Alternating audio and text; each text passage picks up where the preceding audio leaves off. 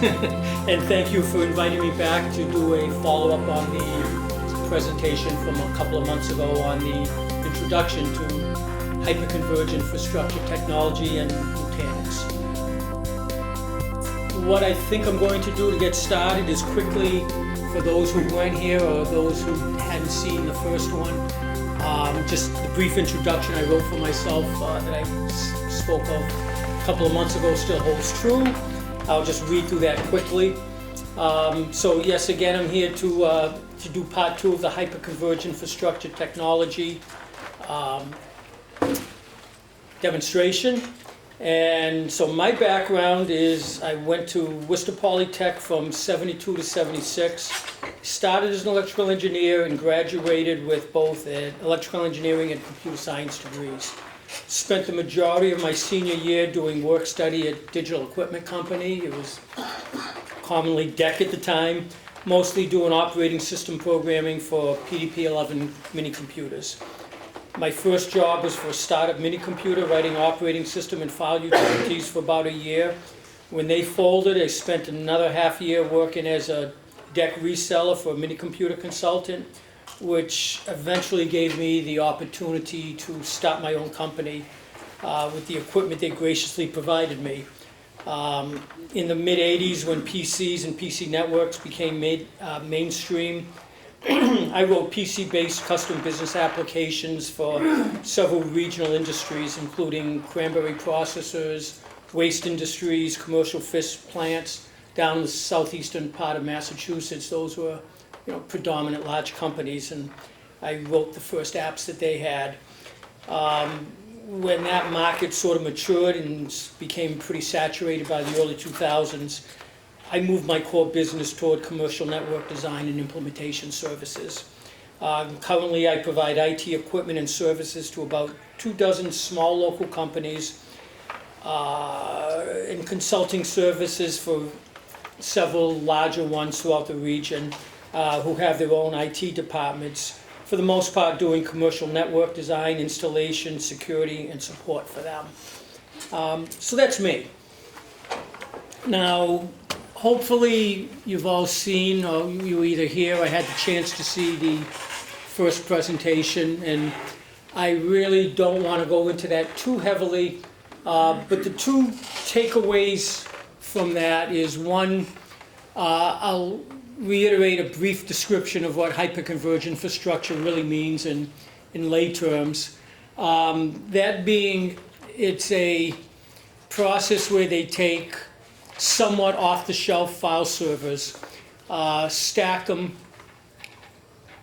connect them with standard Ethernet, albeit faster Ethernet, either 10 or 40 gigabit Ethernet. And there's a layer of software they put in the middle that's a shim that provides not only all the virtualization services, but it takes all the underlying hardware and makes it look to the administrator like one large machine. So it takes all the disks on all these machines, it takes all the RAM, it takes all the CPU cores, and presents it, what they like to call a fabric, to us to use at our disposal through a tool they call Prism, which is the administration tool. That's the user interface. So that is the gist of what I spent a couple hours describing 2 months ago. And I don't know if there were a couple of outstanding questions from that I really didn't either get to or do a good job of. But I just, if anybody needs a better explanation of that before I move on. Adam. One thing I would find really helpful is to give a before and after for us. So the before is what we had before this technology came. And especially for those of us who don't have the experience of heavy iron that you have, to give us a sense of what system administrators had to deal with before this happened, and then once this is in place, what the fundamental differences are. Well, the before started as individual file servers. And with Microsoft Windows Server being relatively inefficient, I mean, back in before 2000, Novell ruled the roost when it came to network operating systems and servers. Microsoft knocked them off the perch, but they were until they got a little bit better at it, which was surprisingly not all that long ago, it was a very inefficient system. So pretty much, if you were a Microsoft server shop, you had lots of file servers.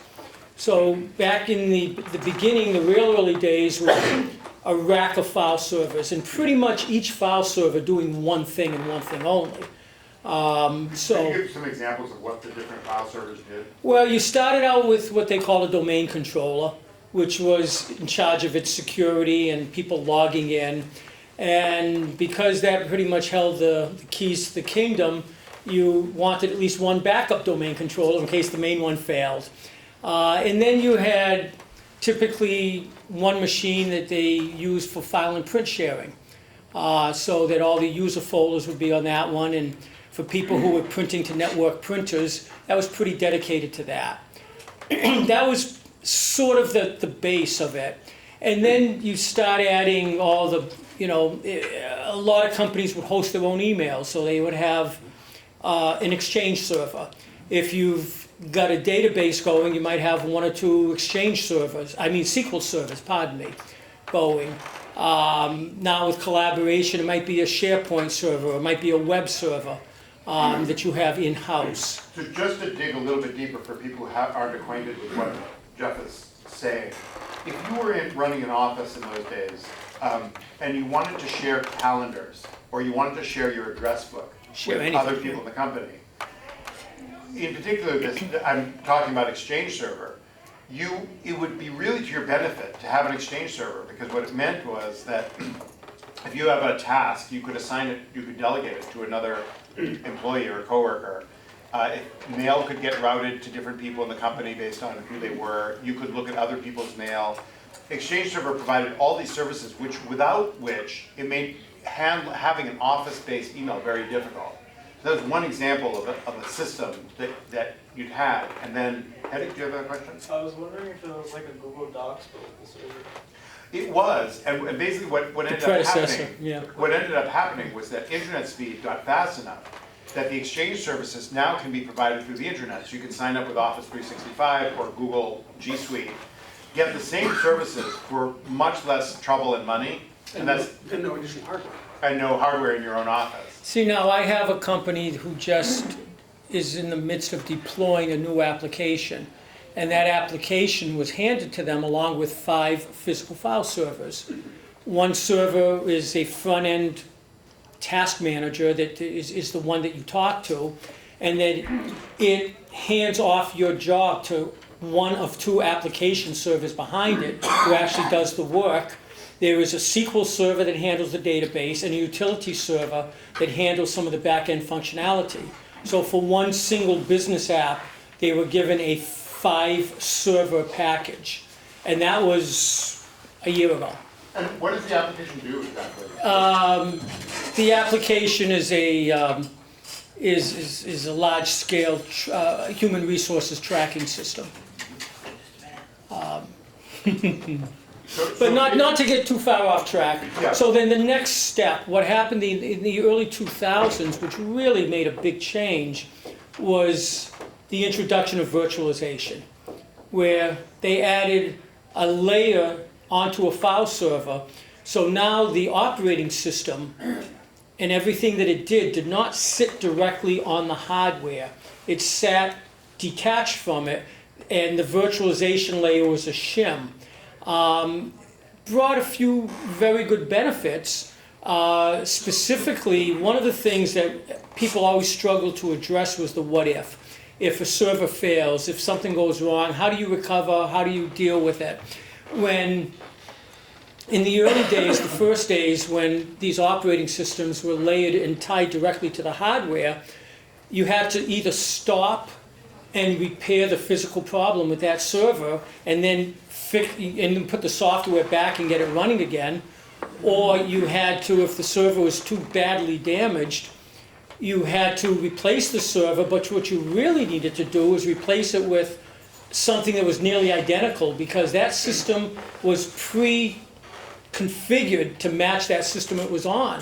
I have to say, I'm really stressed when you talked about those 5 servers. Yeah. And I'm thinking, what if one of them breaks? Like, yeah. So So there's virtualization, So there's no shadowing, there's no live backup, it's a. well, they never was. backup. We're talking the beginnings, and which is what Adam asked me. I don't want to go too deep into this, or But I'll spend the night talking that. But But I'm saying it sounds like backup is a 2 a.m. thing as opposed to a live during the day thing. backup is whenever you want it. But your backup is only as good as your ability to put it back on something, Yes, right. and have it run on that something when it gets put back there. And if it was configured directly to match a specific type of hardware, and you didn't give it that kind of hardware back, then you could put it back, but it wasn't going to run. And with the amount of data being collected now, Takes a long a time. backup overnight isn't going to cut it anymore. So now backup is being done constantly during the day, live backup. Files that are changed or modified get added to the backup base. So now in the early 2000s, virtualization is invented. VMware becomes, a standard where now your operating system, the applications that are on it, and even the data are sitting in a virtualized environment. So if something goes wrong with the hardware that's underneath it, it can be lifted up, put somewhere else, and have the ability to run on it merrily on its way, because it's not directly connected to the hardware anymore. Amazing. Hetty, do you have a question? I was wondering what you meant by pick it up and then put it somewhere else. Well, it's sitting as a file, but it's a virtual file, which means if it gets moved or copied into another environment, as long as that virtual shim is underneath it, separating it from the hardware, it doesn't care what it's running on.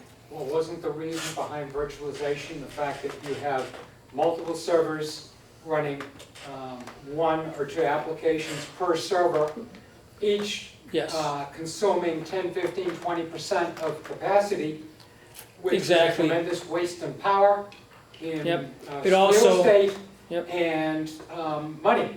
Well, It gives that's you- all true, except I think the thing that we should focus on here, that was one of the reasons, the motivation for virtualization was to make better use of, they recognized that Yes. computers were not using all their brains.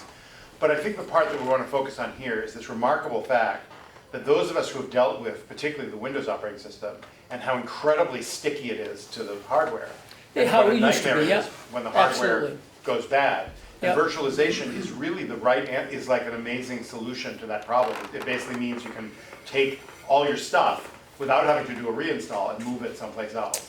And then, so now you move forward a little bit, and hardware gets cheaper and larger and faster. And as I started drawing last time, and I don't know if I should go back to that again, like I said, I don't want to, cover too much of the last one, where for mid to large scale networks, what the standard became was either blade servers or a rack of multiple servers, external storage, what they call a SAN, a storage network, that had a lot of drives in it, that was typically either attached not directly to the file servers like we're used to, but either through Ethernet or iSCSI or some common type of controller system. And that became the standard for mid-scale or large networks, the big iron, but it was still composed of a lot of smaller pieces. And to handle the different companies' products that were being introduced, to deal with redundancy, failover, that all had to be handled ourselves. What are these redundancy challenges like? The redundancy challenge, depending upon what you're looking to accomplish, the redundancy challenge went hand in hand with the growth challenge, where this type of architecture really wasn't designed to grow exponentially. So the ability, everything you bought dead-ended, and then you'd have to buy something larger, something with more interfaces, something with more capacity, Even if your needs were growing. if your needs were growing, You absolutely. hope they are, if you're a growing company. Which like most that. companies, that is the case. And the other part that I was talking about, and it was always in the back of my mind, is the what if. Not even what if, but what when. It fails, it breaks, that type of, that's something that individual companies had to pretty much work out on their own. I'm not saying invent their own stuff, but it's not like you went to a single source, bought your servers, your storage, you bought all this technology, and you had that kind of resiliency, redundancy, failover technology built in. VMware was one of the first companies to introduce it at a software level that they grew into their product, and but it still sat on top of the virtualization layer where it could detect if a virtual machine failed for whatever reason, move it to another environment, spin it back up. And I don't want to get too deep into VMware because this is the anti-VMware to some extent. But is that enough of an explanation for your? It would be really helpful, if I'm understanding what you're saying, is that VMware was a step past having the 20 servers in an Right. office. VMware basically virtualized that, so they'd be running on, maybe, to take what Therese was saying, Absolutely. 2 or Yep. 3 servers, because they discovered that most servers spend most of their time sitting around. Right. And if you can mix and match and fit 20 servers on 3 boxes, you're golden, and then have another 3 boxes for emergencies to fail over. So what I'm not following, and even though I was at the last talk, is the step going from VMware, which is this virtualized, a bunch of virtual machines, Right. to Nutanix, and what the differences are. Okay. And these products are always changing. So my temptation to answer you very succinctly, for me, would more likely be an answer that was true a year and a half ago, 2 years ago, when I did the original research and the justification. And back then, VMware was really focused on the upper layer, the virtualization and above it. They weren't really focused at the hardware level. And that's not necessarily true today. To the extent that Nutanix was focused on all of it, the hardware, the virtualization, and the top piece, which VMware really does. Now, Nutanix doesn't do it quite as well, but for a lot of people, they do it well enough. And as you remember, the gentleman from HP who was here last time and, commenting along, and he said the one critical thing is that the virtualization layer from Nutanix is no cost. Everybody loves VMware. And I can dig a little deeper into what it does and what some of the differences are. But the one thing that people don't like about VMware that I constantly run into is what it costs.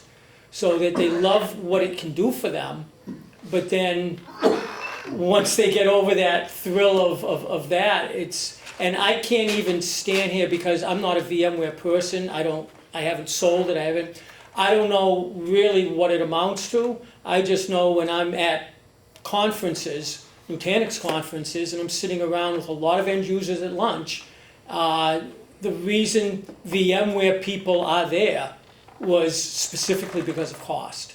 And what I would tell you is originally Nutanix, if you chose to, you could run VMware on top of Nutanix.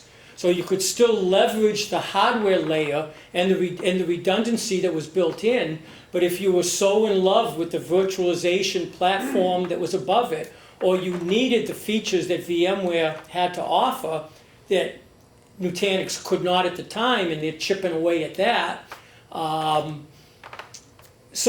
didn't mind paying for it, then you could have the best of both worlds. Martin had a question. So I'm just wondering, just very simply, is VMware just a pile of software, or do they give you hardware? Is hardware part of the package?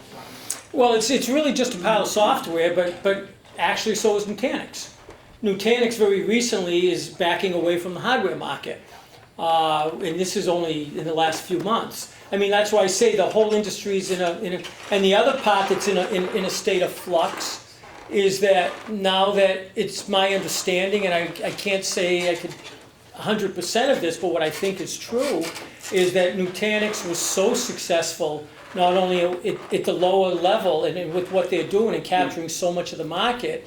My understanding is that VMware is going the other way and concentrating more on the lower hardware, or at least being more, I'm not saying selling hardware, but more at all the levels that Nutanix is at, because they see them as too much of a threat. So I think they are more in competition now than they used to be. Is a belief of mine. I mean, that's what I've heard.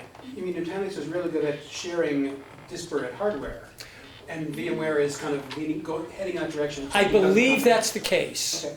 That's what I've heard. I don't, but the thing that Nutanix brings to the table that we didn't have before was the ability to cross-connect, to stack and connect through everyday Ethernet, multiple servers, and through a software layer and what they call a CVM, a controller VM, which is running on each machine, takes all the resources on each one of those machines and presents them all, adds them up, presents it to you as a combined pool of resources. They call them fabrics. On top of that, built in, is the ability, because at the core level is a complete layers of redundancy and duplication, all of the data is at least, at the very least, double. There were 2 copies of all your data. You have, at the very minimum, 3 servers, because you have, in an N+1 model, enough capacity in 2 servers to do all of your work and enough storage, so that if an entire server fails, the other 2 just take over seamlessly, and again replicate your data. Now, before you get into that, one of the things I didn't mention, I didn't get to last time, Adam was asking me about sizing, and I completely put it off. The downside of Nutanix is you do have to buy a lot of extra resources if you want to have a system that can fail a third of it, and in some cases fail 2/3 of it and keep running. So if you want the ability to fail 2/3, that means you've got to have 3 times of what you need. Seems kind of obvious. All right. I have, this is a weird question, but like say you have 3 servers and a hacker took down 2, would all of the information just be in that one server and not unencrypted? Or would it? That's a lot of questions, and it's. Okay. But I think, how do You can lose. Let's not introduce hacking, but you can lose a single server and keep running. And keep running, assuming you haven't exceeded. If you've exceeded 2/3 of the storage capacity of the entire cluster, which it'll let you do, and it'll say, and I'll show you on one of my screens, big bright letters, you've lost redundancy. Are you familiar with how VMware works? To some extent, I am. No, I'm asking him. Oh, him. No clue. Okay, you have a computer, and the computer's running an operating system, and you're running all your programs and playing all your games and stuff on it. Now, what VMware has done is they come up with another program, and what this program does is it takes up the memory and it divides it into different partitions. And in each one of those partitions, it runs an operating system. So you'll have Windows 10 here, Windows 10 here, and maybe Linux running here, and a third spot on the 30 gig that you have of memory. So that and the operating system, VMware, lets you run each of those little operating systems like a program, like an application.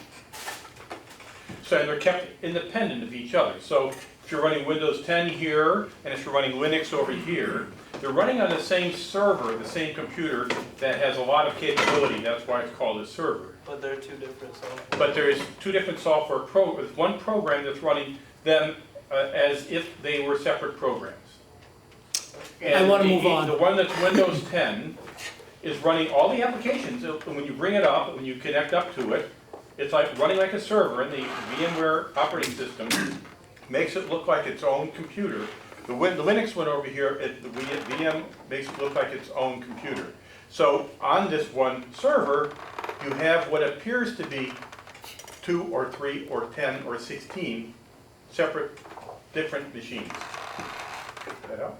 Yeah. I really want to emphasize, Jeff, I know you want to move on, but Yeah. I want to make sure, because we have different people with different backgrounds here, it's really important to understand what Steve just said, because all of this whole movement, the whole virtualization movement depends on this key ingredient, which is you're creating these machines that are essentially illusions.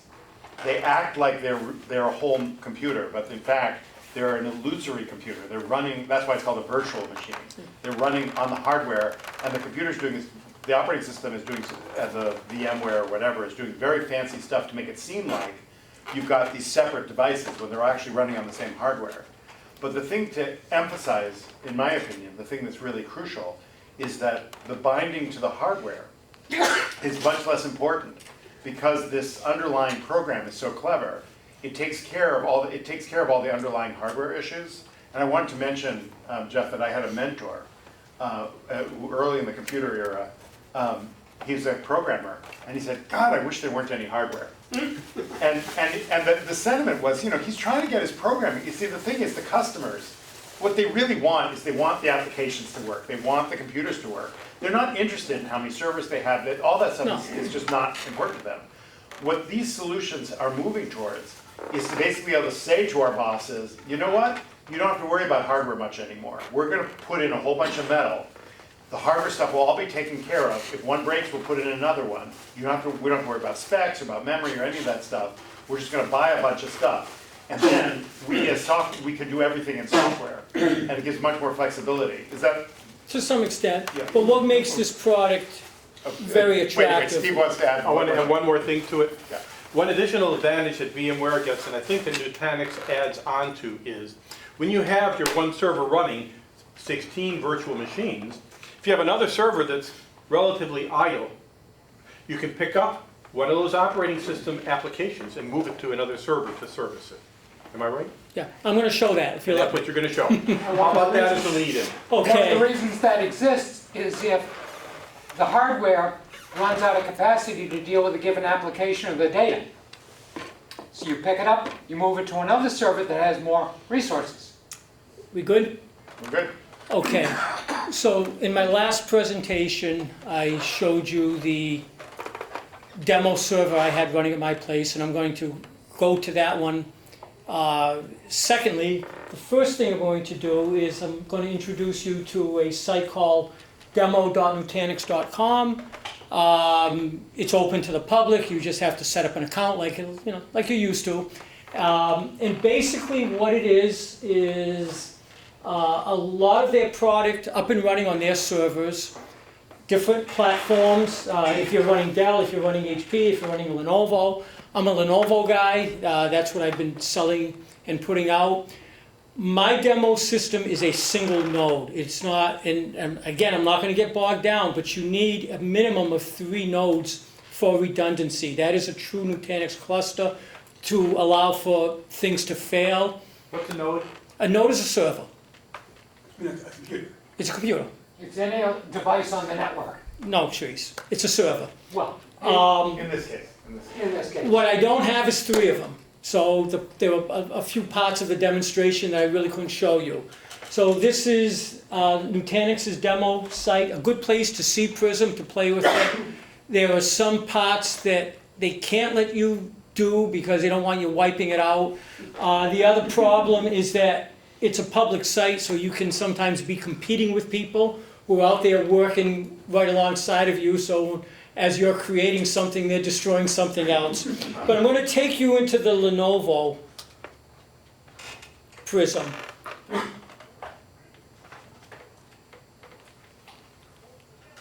Is there a financial connection between Nutanix and Lenovo? Well, when you say financial, Nutanix is an independent company. They're self-owned and whatever. There was a partnership between Lenovo and Nutanix. There was a partnership between Nutanix and Dell, and there was a partnership between Nutanix and Supermicro, where each company has a certain set of file servers that they have optimized for that product. when you make a purchase of it, you're dealing with a team that consists of both Nutanix and Lenovo people, and they collaborate to come up so they can offer a single solution, a single quote. So I'm not buying hardware from one company and software from another, services from a third. That partnership that they formed allows you to go to either one of them, depending upon what your comfort level is. I wasn't looking for, you know, a detailed answer. Well, thank you. Yep. But the point that you're making is that you don't have to do that. You can, I can take machines out of my closet and put new. You don't want to do that. Well, I can go buy new machines myself and put You Nutanix. still don't want to do that. You want to be involved in one of these partnerships, is what you're suggesting, Jeff? Yes. I mean, this is not this is not a light-duty product. This is not a little application you're buying. And considering its cost and what it's meant to be, it is the foundation for a large company. I think entry, and I'll loop around to what I said, I think the smallest cluster you're going to buy is maybe around $50,000, $60,000. And that has the capacity to run a dozen to 20 VMs. That is something a reasonable sized company is involved in, and they're not about saving a couple of bucks and trying to do stuff themselves. And I don't want to get too tied up in that. I really need to dig in. So what I wanted to show you that I couldn't show you last time, now this is Prism, and hopefully you can see it well enough. This is the main screen, and it's going to show you a lot of information, and what you're really concerned about is its health, more than anything. So I can very easily see that the three things that matter is the amount of CPUs I've got, the amount of execution I've got, how much memory I have, and how much storage I have, which is unfortunately a little bit off to the side, is quite okay. I mean, I'm certainly inside of numbers that if you see something that's running at 10 or 20 or 30 or 40% of capacity, you're comfortable with. This data resiliency possible is telling me that the amount of storage that I have in a 3-node cluster conforms to that 2/3 rule. That I haven't exceeded that, so what it's telling me, my data is resilient, so if I lose an entire server, I still have enough capacity on my 2 remaining servers, not only to run everything and store everything, but I will still have enough capacity to have 2 copies of all my data. And so, Is it practical to have one of the nodes in a different location? not for this.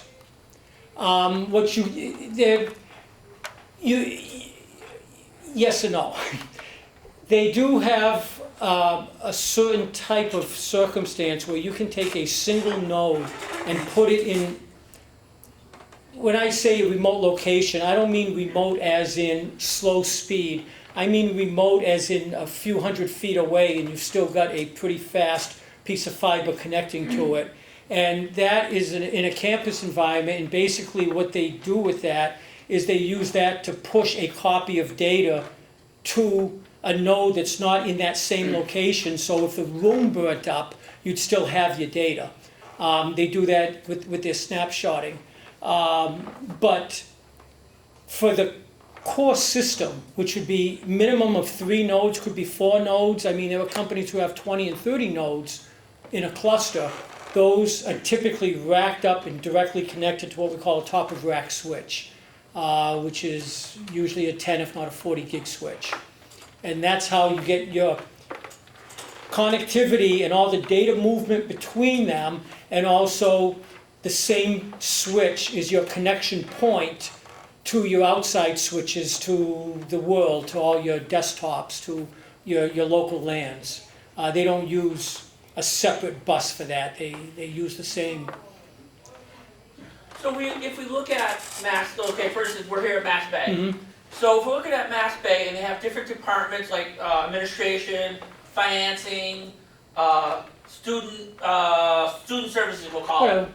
So each one of those has a server. So if one of those servers goes down, they still have the ability in another location to log in and say, hey, we need Well, this. To begin with, in a company, and we'll call this a company, each department doesn't have a server. Each department may have an application.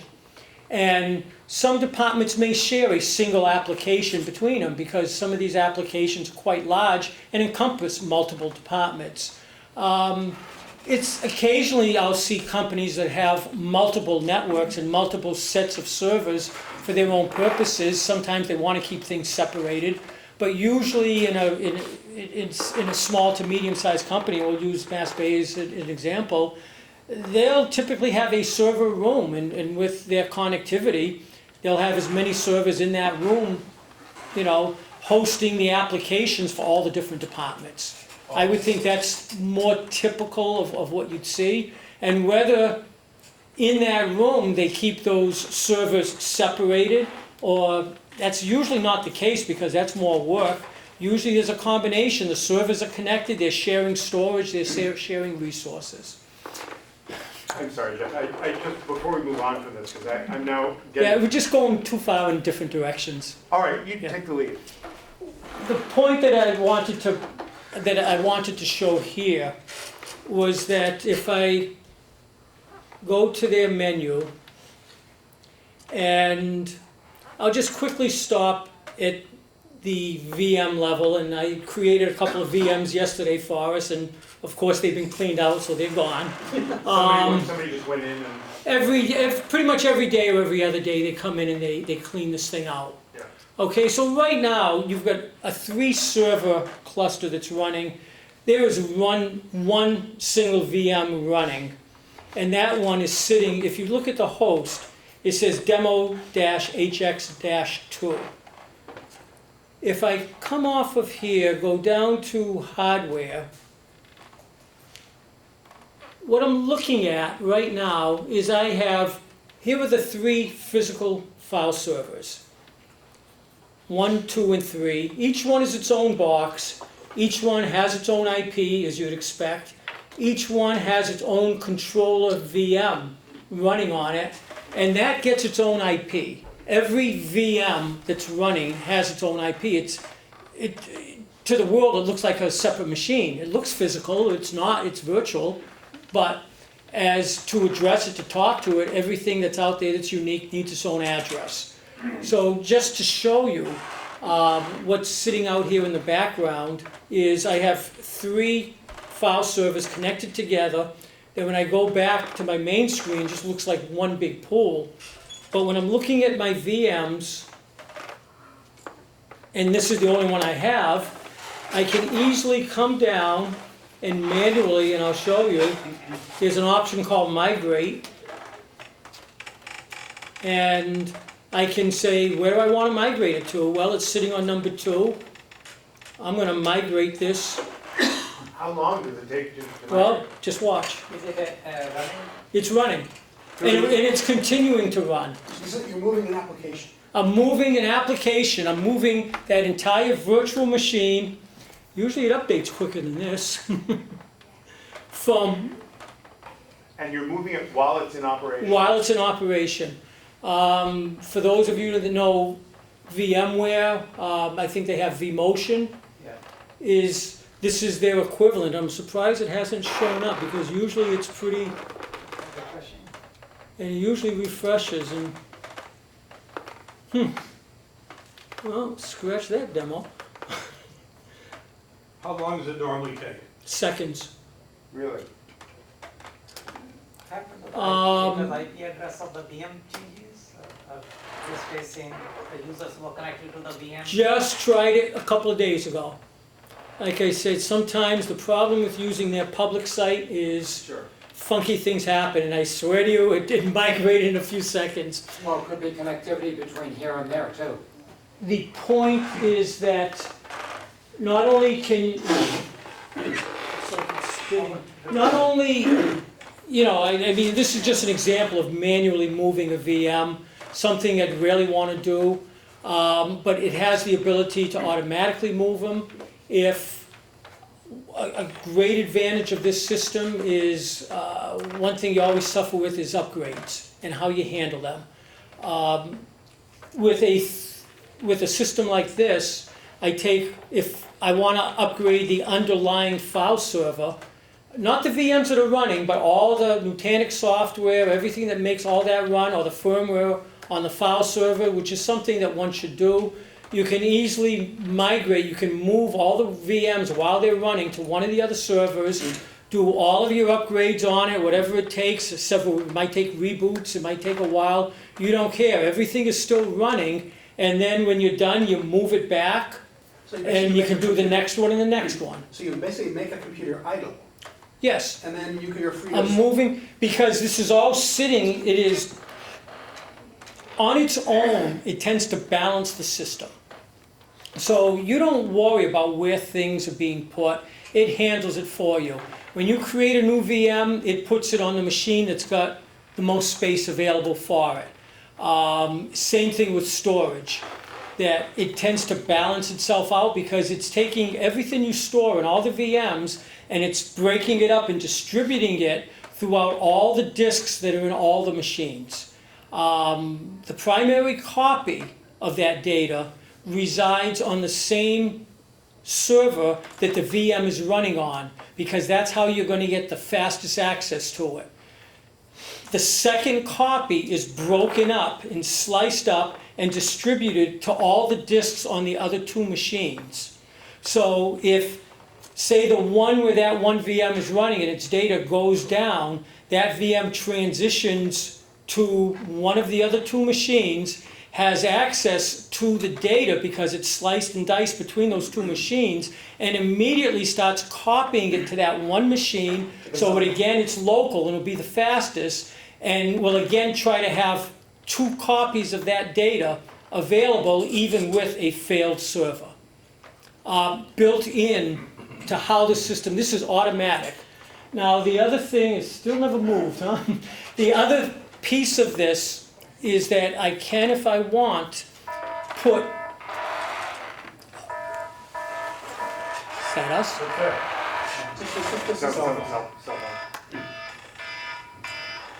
I can put, second please, I can put VMs specifically on machines. I can peg them to certain machines. Because if you've got some redundancy that you're trying to accomplish, and when Adam asked me initially, I said you start with the domain controller, then you have a secondary domain controller. I talked about the application that had a pair of application servers. You don't want them both on the same physical machine, because if that machine goes down, you've lost it all. So I can specifically say to put my primary domain controller on machine 1 and put my backup domain controller on machine 2, and never let them be together on the same machine. Common sense type of things. I was wondering if there's a limit to the amount of servers that you can handle. I don't believe, I mean, there is some kind of limit, but it's, physically, it's hundreds of machines, and it doesn't make sense to grow a single cluster that large. I mean, I think they say that something like 20 or 30 is what makes sense, and then you'd have another cluster and another cluster after that. And they have a version of Prism, which is not, let me see if I can show it to you, right here, which is in case called Prism Central. That is a version of Prism that's a step above that allows you to control multiple clusters. So instead of having to go to the Prism for each cluster, to the user admin interface cluster by cluster by cluster, you can combine them and look from a top down. That's like the single pane of glass, and you can look at multiple clusters underneath you using Prism Central. And when I jump back onto my system, you see, I don't have Prism Central. I don't even have more than one server. Jared? Yeah, thank you. Cluster the same as a fabric? The cluster is the entire system. It is the multiple servers. The term they use for fabric is, what they mean by that is they're combining the resources of those multiple machines. So they're talking about a CPU fabric, they're talking about a storage fabric, they're talking about a memory fabric. So by that, they're taking all of those resources in the machines. So if each machine has, 256 gig of RAM, the fabric is the total of all the machines of what that big number is. If you've got, a terabyte on each machine, you've got 4 machines, your storage fabric is 4 terabytes. So you're looking, and the reason is you're looking at, that's what you see when you look at it from the top down. So the fabric describes the cluster. The fabric describes the summation of the resources of the cluster. So why would you have multiple clusters? You can have, in this particular company, they have a second cluster that is a complete duplicate of the first, that is only there if the entire building goes up in flames. It was worth their money. That's an extra layer of redundancy. It's an extra layer of redundancy. Where is the second cluster stored? It's stored in a building hundreds of feet away, connected by a 10 gig fiber. So it's in the So it's same on the campus. same property, Yeah. in a cement building that's hundreds of feet away. And what, if for any reason they lost the entire server room, that they have the ability to, when they do their backups, not only is this stuff going to the cloud, but it's also being pushed to that cluster. So if something happened to that room, this is a failover room with switches, with internet connectivity, with everything it needs. It was worth their money to make a complete duplicate of their main server room just for the what if. And you can have a company big enough that'll have multiple clusters. Yep. in And they have a third cluster without that's, duplicating they it. have a third cluster that's smaller in a remote location about 10 miles away. And it's worth it to them because that's local to them, and the speed, of the resources are right there. Every night, that remote cluster pushes a backup to the main facility, and the server room in the main facility pushes a backup to that. And that spare cluster has the ability, has enough capacity to run both of those loads if it needs to. The spare one that's 10 miles away? The remote one it's a smaller one, it's 10 miles away. And that was the main thing on my mind when you were talking about this setup, which is that with this technology, you could basically, there's speed issues, but you basically can make a whole copy of everything Absolutely. and bring it very far away, like the other coast. Well, fast forward to now, because Nutanix keeps adding on and adding on, you can push this stuff to an equivalent cluster on the other side of the country and have it there. You can also push it up to Amazon or Azure, and if you choose to, spin it up in the cloud, and it will work up there for you until you have your physical resources back in place. So you can use the cloud as a backup or a failover disaster recovery location. You have costs that are being looked at, speed issues that are being looked at, security issues. Some companies will not permit their data to be in the cloud. Could this be the same way like Google and some of the big Google and probably like Microsoft? Is this the way that they have their structured servers arranged? Because I know they have the big data can't centers. talk for them. Do you think they're using this, that the heavy iron companies are using this product? Jeff? Using Nutanix? Yeah. I don't know, but they've got a user list, of major companies, of major, this has a tremendous level of security built in at the lowest layer. So the government is starting to use this heavily because it exceeds all of their requirements for security. So the government has been adopting this product. I could put up a slide, but it's like it's a who's who list. And I'm gonna do this one more time. If it doesn't take, I'm gonna move on. I don't know why it's not permitting me to do this. I know, I've seen a little bit of video of the Google data centers, and those things, they've got so much in those big huge, Oh, yeah. they're big buildings, and all they have is servers in the whole building, and they've got the security to the building so high, I mean, Yep. it's like built like Fort Knox, you can't Yep. even, you have the highest security just to get in the building. Well, Once you're they, in the building, they have, you know, rack after rack after rack of servers, and I'm just wondering if that's, you know, somewhere similar how this is all set up. I have no idea how Yeah, that's I'm set just up. wondering. I doubt it. I don't know.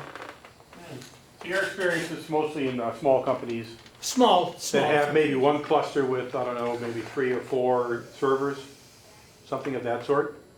Well, this particular company I did this for has 3 clusters. Each one had 3 servers in it. It was the entry. And right now I am adding a 4th node to their server room cluster, and I am adding 2 nodes to their disaster recovery cluster. Primarily doing it for storage capacity, not because they're running out of CPU, they're not running a whole lot more VMs. They didn't run out of memory, but they grew their storage in a rate that exceeded all expectation. So I'm currently doing that. There are different ways of accomplishing, and again, I don't want to get off too far off the track, but the system works best if these nodes are somewhat equivalent in their size. They don't have to be identical, but where you run into trouble is if you have 3 nodes, you had a 3-node cluster that had, say, I don't know, 10 terabytes in each node. So you were running 30 terabytes of total storage, which meant you, in a 3-node cluster, and now we'll maybe talk of sizing a bit, don't want to exceed 10 terabytes of actual storage.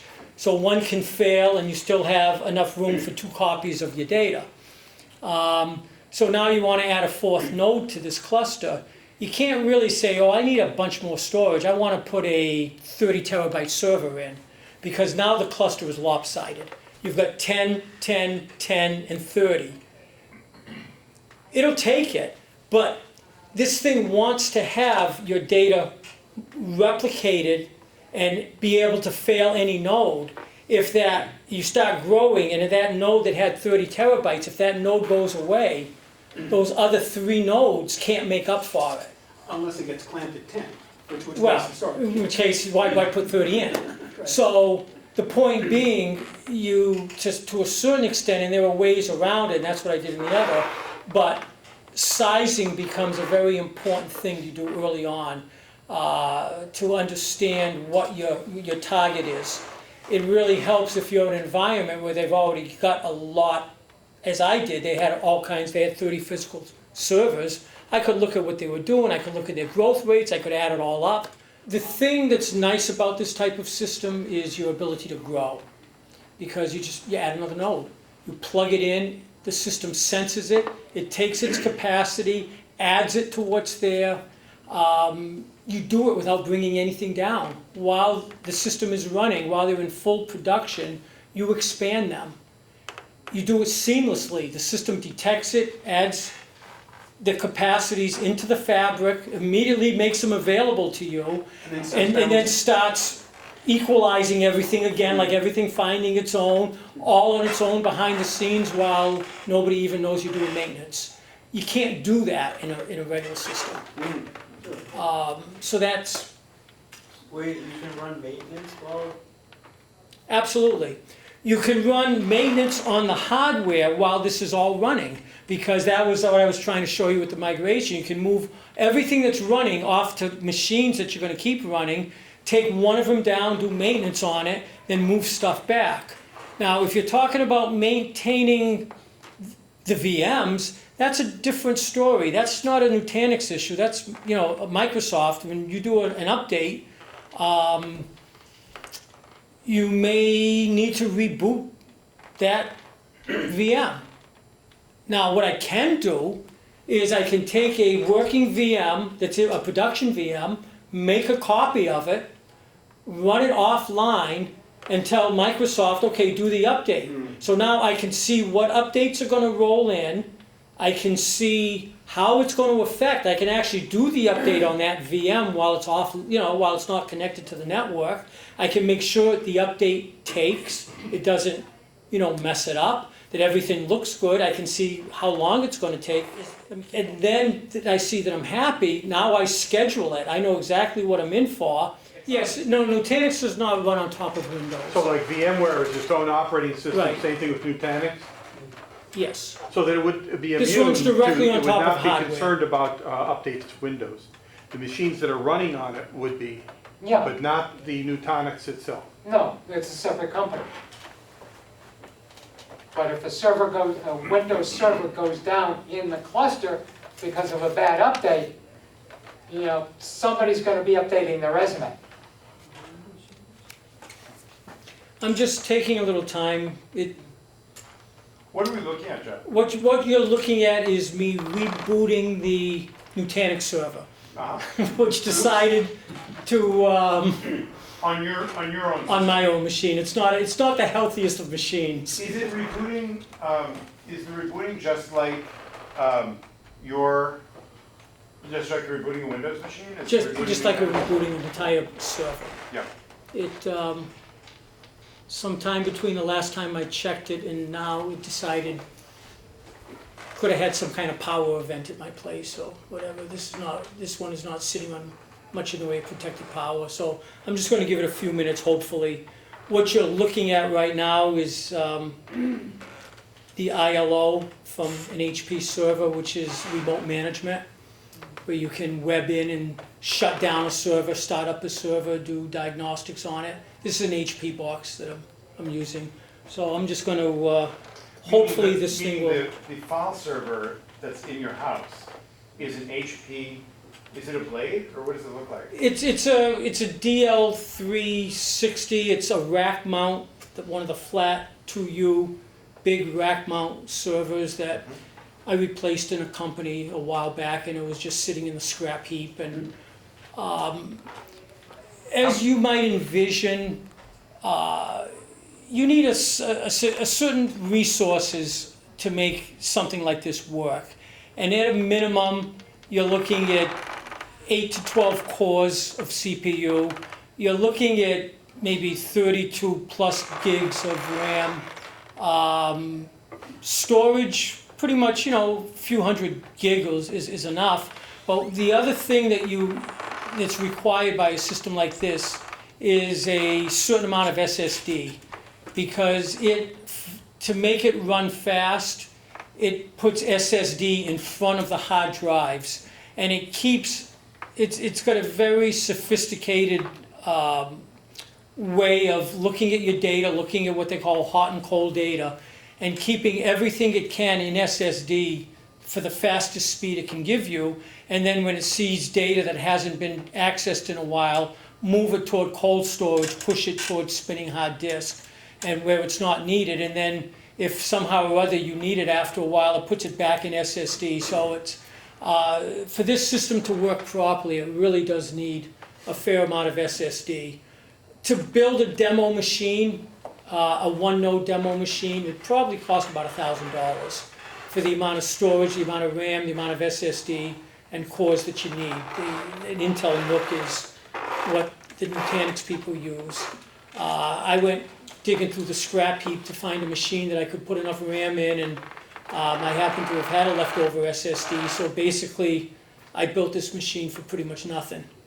The other thing I would mention I did last time, Nutanix has a product they call Community Edition, which is their full working system, almost not stunted at all, that you can download, you can install, you're on your own. They won't support it officially from the company, but there's a very active knowledge base, and you can build your own system. If you've got the right hardware and the right quantity of hardware, you can build up to a 4-node Nutanix system that is, for all intents and purposes, a production system.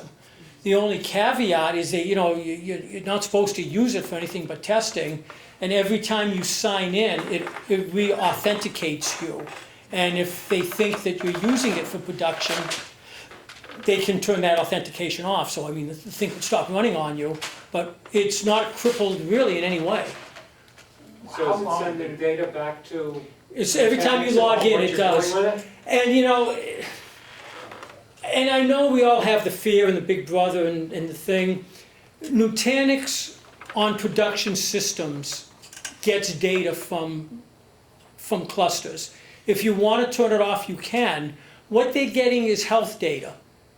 They will call you up and say, you've got a disk in that room that's failing, or you're running out of capacity, or you've got something going on. Now, if you think that's too intrusive, you can shut that off. But I will tell you, most people want the help.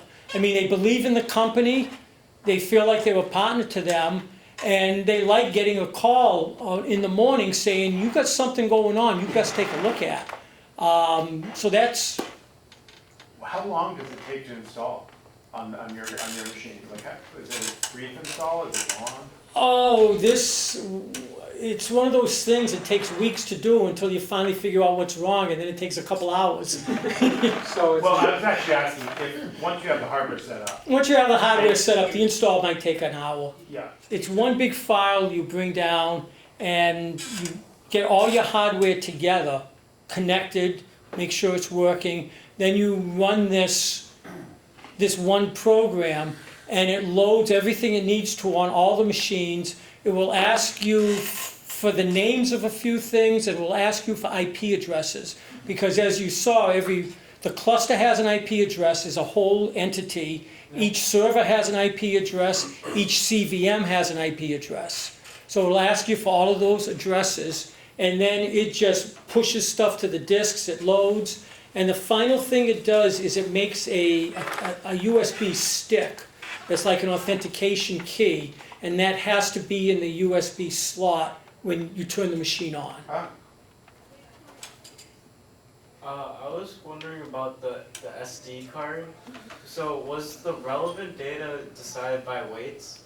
And when I mean weights, like the amount of time you go back and forth between data?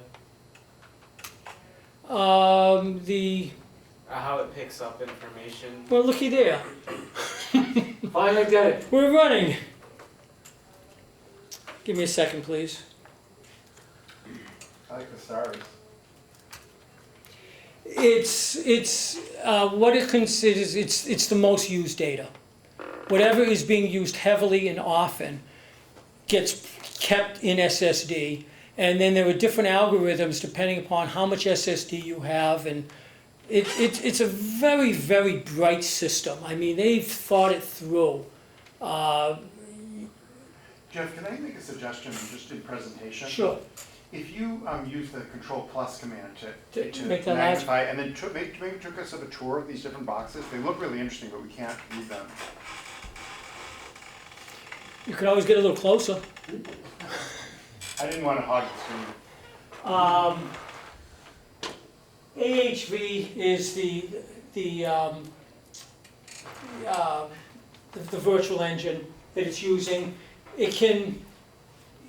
You have a choice of three. You can use Hyper-V, you can use AHV, which is theirs, which is free, or you can use VMware's, which you pay for. VMware was always the best one, and again, I'm going back a couple of years ago. Hyper-V, people sort of were antsy about. AHV was in its infancy. They have, and I don't want to get into too many details, but they've really ramped up the AHV. It is rock solid. It is the equivalent of VMware's now, and it's free. They give it to you for nothing. So unless you have a reason otherwise, you're going to use their hypervisor. I'm not using Prism Central. I'm just using a local Prism, as I said. Over here, that is the result of having one node. I can't have resiliency. I can't have my data duplicated and replicated across the cluster because I have a one node cluster. That's the whole idea behind doing Nutanix. Right. So you can cluster with Exactly. This is a demo system that I can play with Prism. I can spin up VMs. I can do all kinds of fun stuff. But I can't demonstrate resiliency because I don't have any. Again, the amount of CPU that I'm using, the amount of memory that's in the machine and how much is being utilized, and the amount of storage I am using versus the sum of it. How much storage are you using? Health alerts, I'm using 400 gigs out, I'm using, I'm sorry, I got 374 gigs out of 409. I'm using 45 gigs. I mean, you know, the little green thing is, you know, tells you what you need to know. I don't have, Oh, it's a thermometer, okay. It's a fractional thing. it's a fraction. Okay. I mean, this is the whole, this is what I'm using. Okay, now I see. This over here, when I hit midway, it'll turn yellow. When I hit 2/3, it would turn red, because now I'm in danger. I still have storage I can use, but I'm running out of resiliency. And that's at 2/3 on a 3-node cluster. That would change from okay to critical on a 3-node cluster. I have 6 VMs in my machine. 3 are running and 3 are off. How much time do I have? 45 minutes. Good. Very quickly, I'm going to go over to the VM screen. And this is the one that you saw before. And I'm not showing my controller VM. I've chosen to hide it. I could show it. It doesn't matter. But here I have... didn't mean to move that on you. I have some test VMs. The little red star you can see on the very left, if you can. The circle means they're not running. These two with the little green circle, those are running. I'm just going to... What kind of Just virtual about off the screen. machines are they? Windows 2012. These bottom two are Windows Server 2012 machines. I've got a domain controller and a file and print server. I just, given them my own names, WS 2012 R2 DC01, Windows Server 2012 R2 file and print FP. I got a Windows 7 machine, I got a Windows Server 2012 test. For those of us who are unfamiliar with the virtual world, Yeah. how did these machines come into existence? What steps did you take to make them be there? Well, you create them, and that's what I ran through over the 2 hour a couple of months ago. And basically, you come up here, and I'm not going to do the whole process, but you come up here under Create VM, click on that, and I give it a name. I give it parameters. I can say I want to give it one virtual core, give it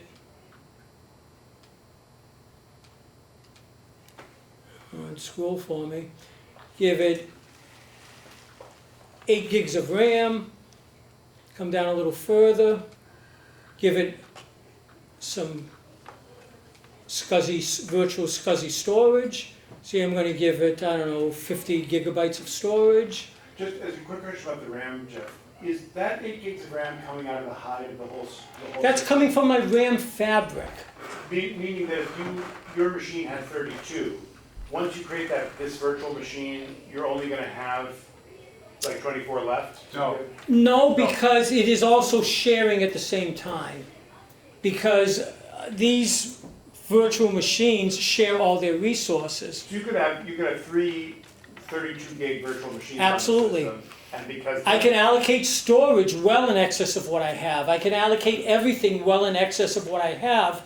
I don't get into trouble until I physically need to use it all at the same time. And then, on that main screen, I would see where I get into trouble. They've improved Prism, where now it will do proactive analysis for you.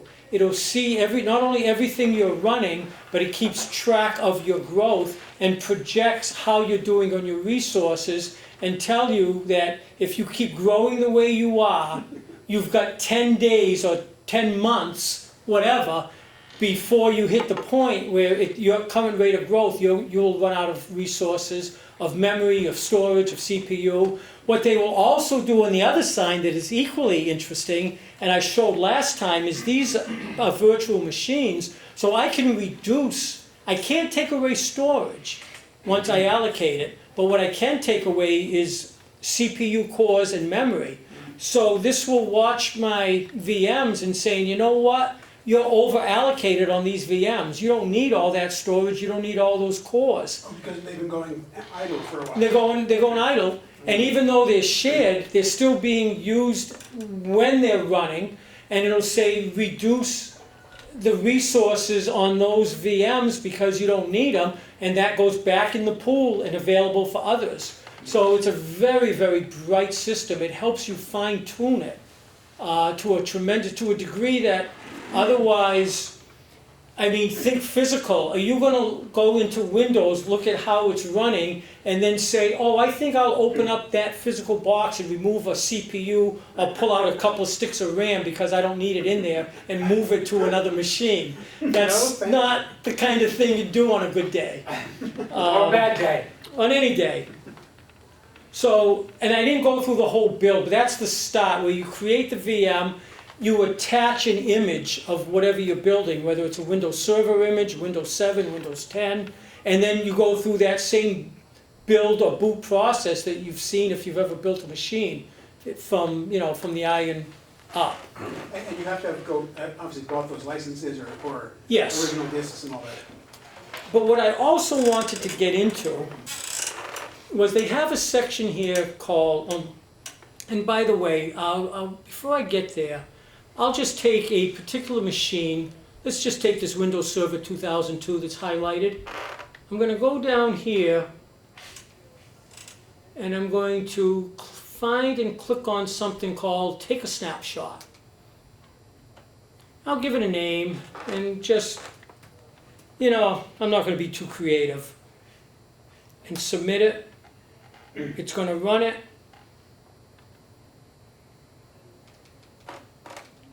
And now if I look at VM snapshots, scrolling and I don't want to be. I've lost my, nope, lost my mouse.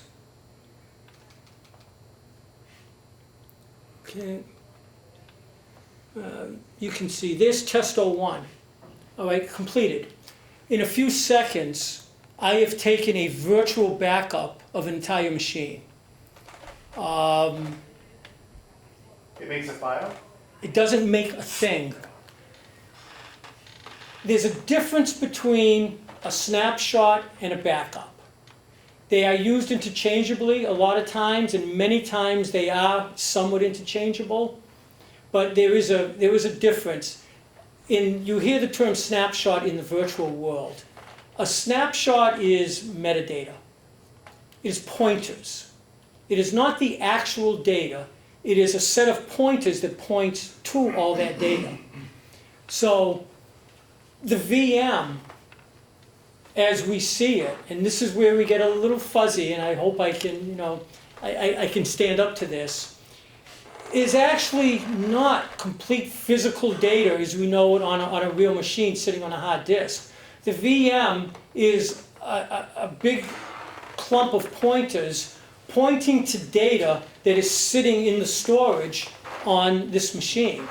So if I want to make a snapshot, which is take a backup, take a picture of it at a certain point in time, I take a snapshot and it copies those pointers to a file and gives it a name and just stores it away. It takes seconds, as you just saw.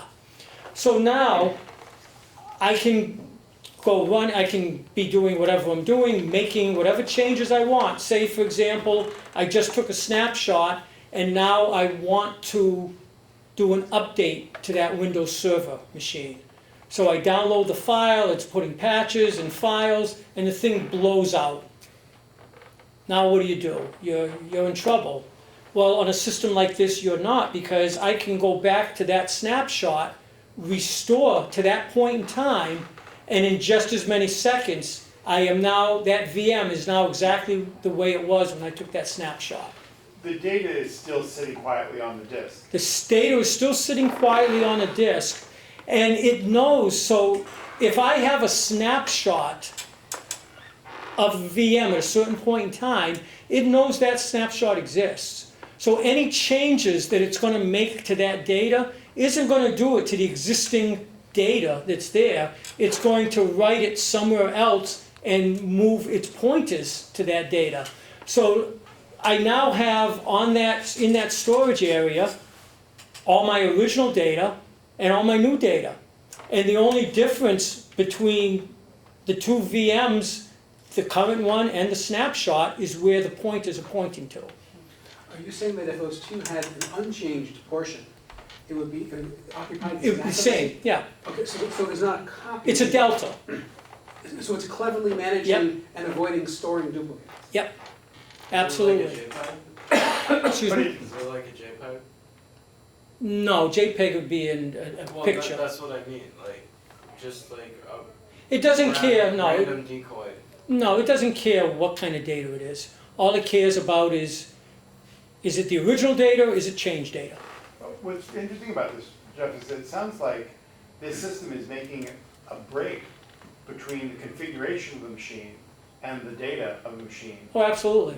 And since a lot of the problems with an update happen to the configuration of the machine, this is a very funny twist. It used to be with backups, we were most worried about data. And gradually, as computers have gotten more complicated, we've got much more concerned about the investment the customers made in the configuration of the machine. Less, the data will copy and make copies of, but it's actually the configuration of the machine that requires such a huge investment. And this But when you system say the is- configuration of the machine, I don't know what you mean by that, Adam. So when I'm just to bring it to More towards the front? yeah, to bring it for our customers, when people say, we want to get a new machine, and they say, oh look, I can get one for $1,000. That's going to be easy, won't it? And I'll say, no, it's not going to be easy, because the investment is not the machine. The investment is the hours and hours you spend Oh, absolutely. configuring the Yeah. machine. But in the Windows world, in the workstation world, this distinction is not made very well. The distinction between data and the configuration of the machine. You can image the whole machine with a Cronus or something like that and get both. But there isn't this wonderful emphasis on configuration. In fact, I don't know of, except for System Restore, I don't know of any backup system that says, look, don't worry about the data. The data's fine. We want to protect the system from the ravages of a Microsoft backup. But this You mean update, the Microsoft update. So, but this. Well, you see, I'm not protecting you from an update. If a rogue update is going to brick the VM, that's going to happen. What I'm doing is making it extremely easy to take a picture, a copy of what you have in seconds, Yes, then test the update if you want to. yes. And if you don't, it doesn't matter. Throw the update against the live VM. When I say live, you don't have anybody on it. Say you're in a maintenance window. And then if it fails, then just restore the original one in a few seconds later. It's called So- revert. It's called revert. Yeah, Revert to a snapshot. revert. Thank you. So in the Windows workstation world, where I spend most of my time, the reversion is a nightmare. Right. So it's really bad. Anyone who's used System Restore, Because you have to update the original, the live system. yes. In this way, they're being cleverly breaking that apart, which I think is brilliant. I wish they would do it for us. So what they do in the VM world is you want to test your upgrade. You want to test a Windows upgrade. Create a Windows 10 virtual machine and take a snapshot of it. You try the upgrade. You test the dickens out of it. If you don't like it, you revert the snapshot. Go back to where you were before and wait till the next update comes. And you haven't lost anybody or anything. See, now in this one, what I can do is go back to my VM, go pick the one that was it DCO one I did the No, snapshot? right, the one that's highlighted right now, Okay. was that the one, that's, Yeah. okay. Go down to where it says VM snapshots. Thought I turned that off. Somebody likes you, or wants you. I want to stay powered off. Go down to this thing keeps moving on in a way I don't want it to. And just scroll a little more. Is that the one or is it It was another machine. this one? That was the top one. The top one has green. Yeah, this is the one. Right here, I can look at the details of it, but over on the right, I can clone it so I can make a I can make a copy of my copy essentially, but over to the right of that where it says restore. So here is where I could go and take this snapshot and replace the original one that was running that I had tried to update and I broke or did whatever, right at this point by clicking on restore. So this would take that snapshot and, okay, Steve? So it sounds like what you're saying in the broadest sense is that the ability to protect yourself from, let's say, a bad update. Yep. And all that, which is a wonderful thing. The cost is the resources, the maintenance, the sophisticated nature of this whole environment. Oh, absolutely, but this is, But once you have it, it's amazing.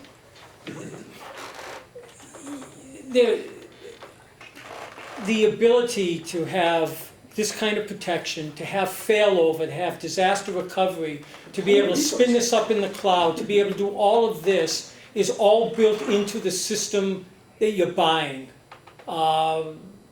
It's all a part of it. It's not pieced in, it's not anything extra.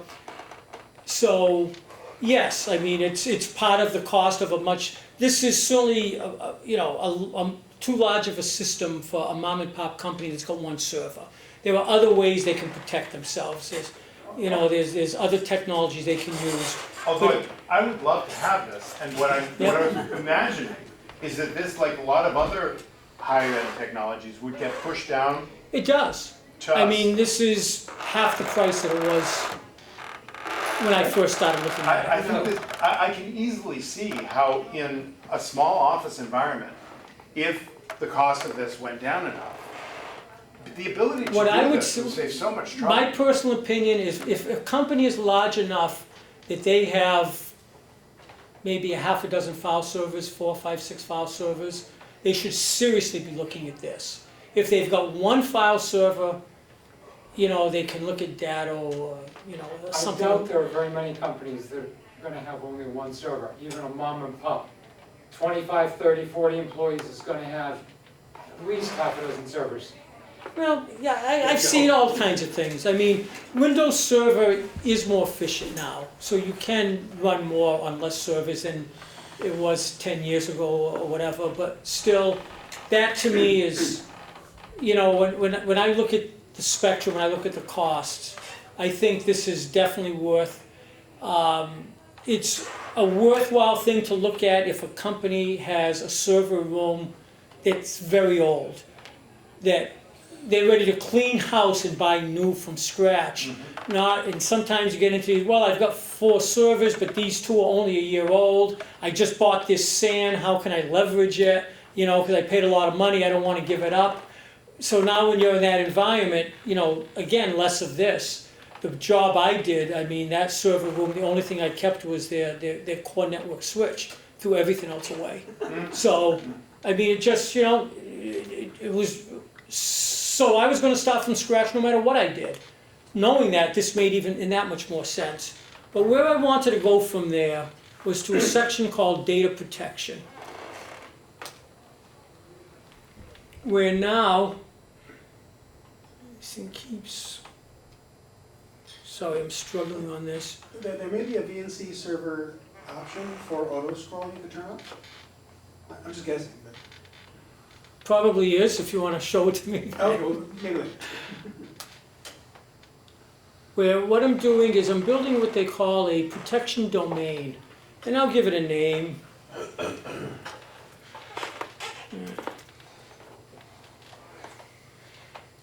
So is this like a real website? He's on his machine. No, I'm on Yeah, my I'm just machine. saying- We're saying domain. No, this is what they call a protect. It's just, Different use of the word. they just, I don't know why they call it a protection. I mean, protection makes sense because you'll see what I'm setting up. Why they add a domain to it, I couldn't answer that. People love the word. They just, Yeah, so when I heard the word domain, well, man. Yeah, what I'm doing Kind of size is up. Yeah.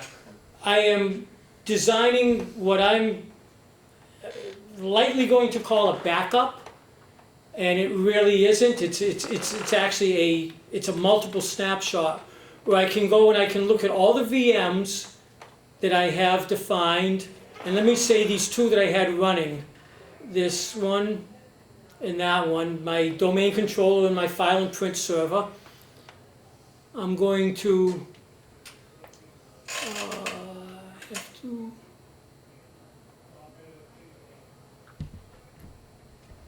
by making it bigger, I lose myself in it.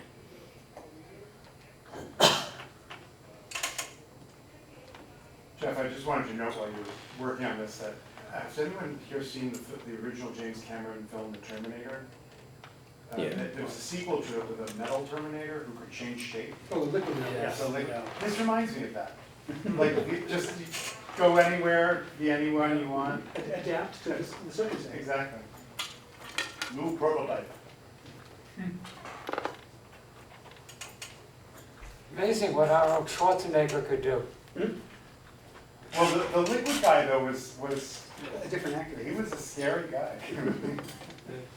I shrunk it down so I could see this, but basically, and I'll expand it again, basically what I've just done is I've selected 2 of my VMs that I want to put into what I'm calling a protection domain. So it's a group of VMs that together I want to protect all at once. It's like scheduling snapshots? It's like scheduling snapshots, exactly what I'm doing. But the protection is not just the pointers, it's also the data itself? All depends, and that's what I'm going to loop back to. It all depends where it is. If it is on the same machine, it is pointers, because the data is already there. However, I have the choice of saying, where do I want this to go? If I want to send it to the cluster in the other building that's 500 feet away, that's another location. If I want to send it to the cloud, that's another location. And you have to send the data with it. You have to send the data if the data is not already there. Yeah. So if I'm sending it repeatedly to a remote location, some of the data is going to be there. And you can repoint. And so it's going to figure that out and only send over the new data that it needs for those pointers to be valid. So this will not happen in seconds, but it will happen over time, and that time is going to be the length of time it takes to move whatever data is missing to those remote locations. Does it all for you, figures it out. So again, the difference between a snapshot and a backup, they're identical as long as the data is available for it. If it's not available, then a snapshot isn't a backup until the data catches up to it. Wow. So a mild but important difference. So now that I've selected what it is I want to snapshot, I go and I can create a schedule. And here I can say how often do I want to repeat it. Say I wanted to do it every hour, every few minutes, every whatever. The only place I get hurt is the more frequently I do it, the more data it's going to build up. Well, the more load on the disk. The more load on more resources and whatever, so I can pick, say I want to do it once every hour. I can repeat it, I can set, do I want to repeat this weekly, monthly, all the time, however I want. I can set expirations for when this thing auto expires. And then I say, where do I want to put it? By default, I'm going to keep at least one locally, but I can also simultaneously put it on a remote site, which really doesn't exist even though it let me define it. And I can say, keep the last 6. So if I'm doing it every hour and I'm keeping the last 6, when the 7th one goes in, the first one deletes itself, and I can step back every hour. It's like taking a backup every hour. So if something happens 2 hours from now that I need to go back to, I can define as many as I want up to the amount of storage I have. Because eventually, if I keep too many, that remote location becomes full. So without jumping too deep into how all this works, I just wanted to show that there are more sophisticated backup systems that are now been written as a third-party product to Nutanix. There's a company called Haiku, Veeam, who I think a lot of people will know that name, has a Nutanix-specific product. Haiku was a startup company that These are like add-ins to extend this functionality? To extend the functionality beyond what you see here, does a lot more from a back. I mean, this is solid basic backup, but if you want to get into some bells and whistles and fanciness, and I'm not gonna, you can buy an add-on product. Nutanix does not want to go down that road. They choose to let other people do that if you want. I can say just a word about Veeam because I have a customer that uses it. Yeah. That the thing that seems to be distinctive about these fancier backup systems is that they're very granular. So Veeam, for example, does a full backup of all the different virtual machines and you can restore any one of them. So you have a lot of granular options. This is granular, and the other thing that this does that's very nice built in is you can build what they call a consistency group, where you can say these 5 file servers, remember I talked about that application that was 5 file servers, a SQL machine, 2 application machines. I can create what they call a consistency group, where not only does it back them up simultaneously, because what you're trying to do is not only get all of them, but get them in the same state. So it quiesces anything that's like the SQL file server that's running, it quiets it down so it goes dormant like for a second, and then immediately snapshots that in the application servers who access it. So in that one moment, that picture that you have, that snapshot of all 5, they're all at the exact same state. And so if you ever had to do a restore, you'd get them back exactly at that state. Not one of them going, wait a second, your data is out of sync with where I thought it was, and there's half a transaction, and that's built into this product. So in other words, they're all on the same page. They're all exactly on the same page, so if you did a restore, they would be exactly on the same page. Just a learning question. We want to go on and learn more about this product. And one of the questions I have is how it actually works in real places. And I was wondering if Nutanix provides any resources to understand how it works in different kinds of companies, and maybe even if there might be a chance to talk to some companies that use this product. I wouldn't know how to answer that. I mean, a lot of companies, I mean, that's up to them, they're private. I mean, like I said, I could put up a slide and show you hundreds of companies that are using this product, and I can't tell you to what level. I mean, they use, in their marketing, one of the things they do, and they have a whole clip of Best Buy, who's completely adopted this, and they show the racks of the Supermicro servers. And I'm thinking about this from a training standpoint. If this were Cisco, they have like Cisco University, they have... And if you go to their website, they have trainings, they have webs, they have the next conference once a year, the big one that rotates around the country. They have the small next that goes to each quadrant of the United States, and I go to every year. I've had trainings on this product by them in several locations. Most of them have been in the Microsoft in Burlington, who's hosted it for them. I spent 3 years getting trained out on this in every way I can, and nothing was like the first installation I did. There's nothing like live, and that's where you really learn. They've got a tremendous tech support. The way they handle it, they really, really work hard. And I can't really recall how they exactly rank it, but there's the system that they use to ensure that they get the highest numbers. I mean, I'm not saying they have instantly solved every problem, but they jump in, they undertake it, and they work and work and work at it until one way or another it gets solved. So you'd recommend for us, if we wanted to be able to do this for a customer, you'd recommend doing what you did, is to go to a lot of trainings. Did you have to pay for them? Were they expensive? I did not pay. The trainings I went to, I did not pay for. I know some of their trainings are. I mean, I had them given to me for... Is that because you're an authorized reseller? And I'm an authorized reseller, my association with Lenovo. I saw this product at the Lenovo the first time 3 years ago. Lenovo every year has a dealer conference they call Accelerate, and it goes back and forth between Vegas and Orlando. I've been to that several times, and 3 years ago they were just forming the partnership with Nutanix and bringing out machines for it, and being a Lenovo reseller down at a conference that I go to multiple years and, you know, you look for new stuff, and this just screamed at me. They had 6 different trainings in 3-day conference. I attended all 6. You know, always leave with business cards of Nutanix people who were there, stayed in touch with them. Now they're registering me, they're emailing me that something's happening in Burlington, inviting me to this, inviting me to that. Before you know like it. a company that cares about the people who install this stuff. Oh, they really care that this is well done. They do not want this done badly.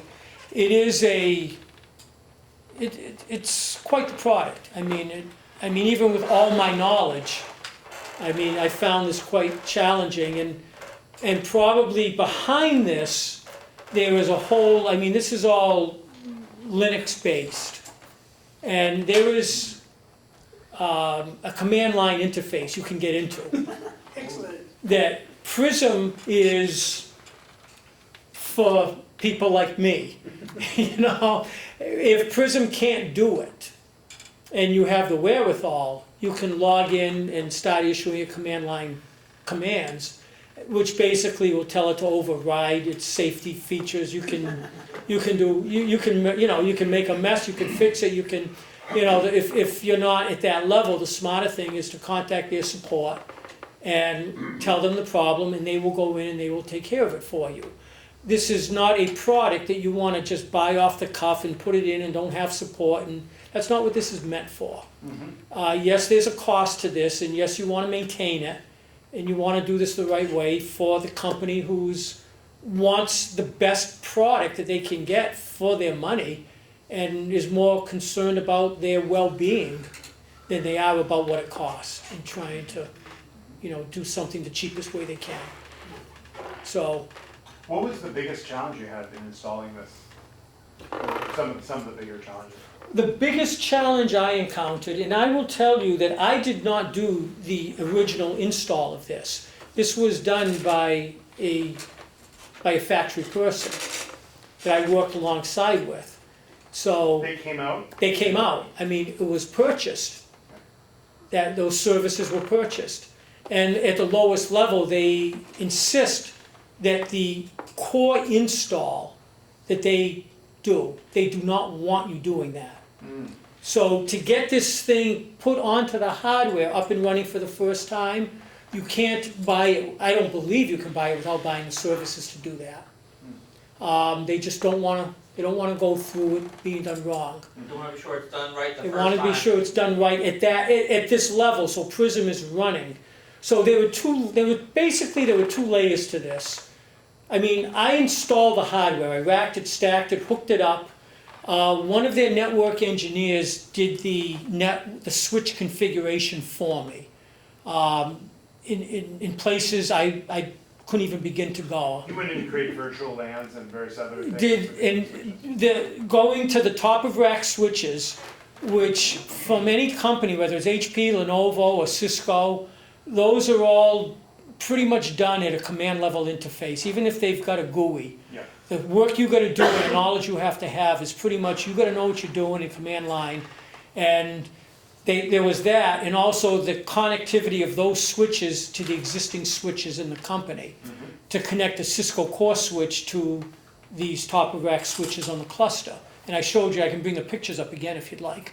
But that was all done for me. The installation, I installed the hardware physically, bolted everything in, put the UPSs in, the switches, you know, plug. But the first time it got turned on and this Nutanix software got loaded on the iron was not done by me. It was done by a factory person. My responsibility was naming things and giving them IPs, and that was it. The IPs, static IPs within an internal network? Yeah, And you Yeah. just chose them arbitrarily? yeah. Well, sort of, kind of. I kept groups because I reserved, like, I got a cluster of 3 servers. I did them in groups of, I think, 5, so I allowed, like, there'd be 2 more before I'd have, so like node 1 could be .1, node 2 could be .2, .3, .3, 192, 168, 150, 151, 152, no, CVM, CVM, CVM, just consecutive numbers, just, just to do. Where the next layer of responsibility, and this is what you saw last time, so you now have an empty system that's running, Prism runs, the only VMs that are running are the CVMs because they have to be there. Now it's create your file servers, create your network, make this thing what the place needs. Now that is a whole separate job, which they can do for you, you can do, or the third option is you can buy one or two applications that can do either virtual, well this will do virtual to virtual conversion, if you were like going from VMware to this or Hyper-V to this. But where I was coming from physical, there was a company that had a physical to virtual application. Did you choose that option? I chose that option.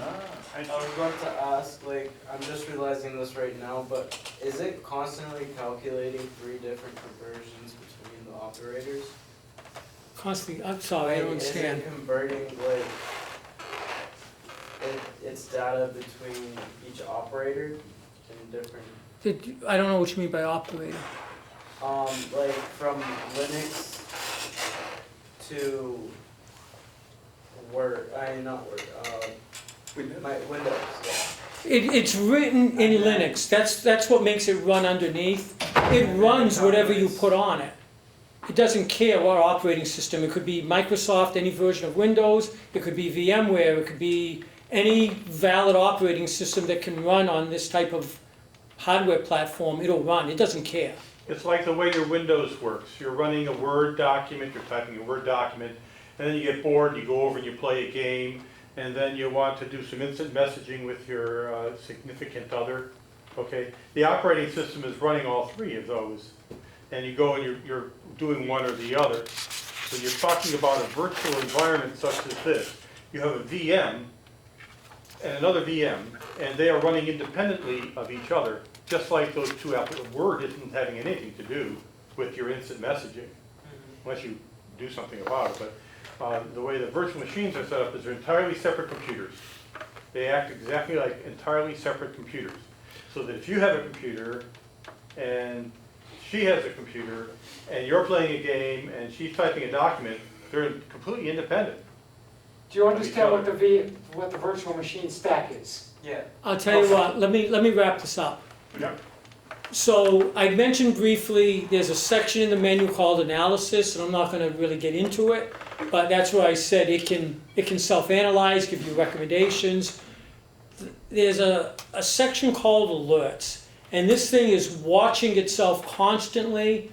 You can customize, you can, on its own, it'll certainly put up on that home screen anything it's not happy about.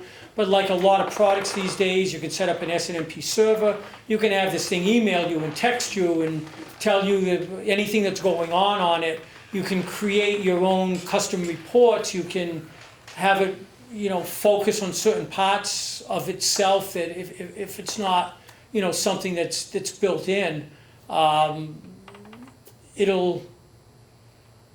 it's constantly doing monitoring of what it's doing, of what it thinks is, you should be knowing, and you can program it to alert you any way, shape, or form, alert groups of people for various things.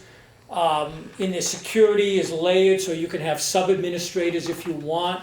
Again, to go back to your question, there's not a whole lot of work if this thing is running well, and it usually does. I mean, you don't have to, it's not like somebody's going to be watching it 24/7, especially with the alerting system. You can be sure that it'll tell you what you need to know. It's like most things in life. It's 95% boredom, punctuated by 5% sheer terror. Now, one thing I wanted to, there were 2 things that were left from last time. Glenn had that, he's not here tonight, that we had that stumble. As I said, you can add disk capacity to this dynamically. So if you've got a VM that's running out of disk, you just go into that VM and say, give it 20 more gig, whatever. But what will happen is it allocates it to that volume definition, but the partition that's in it, the definition, whether it's a C drive, a D drive, and we've all seen that, you know, that doesn't automatically get added. So you have to go and extend, either add another partition or extend the one that's there, you know, to answer that question. And you had left me with one question, I'm sure you don't remember. You asked me about containers. Oh, that was 2 months ago. Yeah. Yeah. And I didn't want to answer it then because the whole container thing is I think we saw it like at VMUG and all that. Yep. That's a different, that's a software container that's got all the entities it needs in it. They do use the term container, and I don't want to confuse the term because it's a whole different thing. But under storage, in their storage model, and you can see up on the screen, they have containers, what they call containers, which are really just groups of storage. And the reason they separate it is inside of that, there are certain parts of it that you can turn off and on. You can turn compression off and on. You can turn deduplication off and on. You can turn erasure coding off and on. So the reason they split up, and this is going to change in the new version, somebody told me, but for example, you might have a certain part of your storage that you don't want compressed because you're using it quite frequently, or like Exchange or SQL doesn't like being compressed. So you could spin up SQL VMs and Exchange VMs and assign the storage to a container that's got everything turned off, where your file and print server is assigned to a container that's got compression turned on and deduplication turned on, because you don't care, you just want to squash that. So they do have the concept of containers to separate the storage so certain parameters can be tweaked. That's pretty much my context.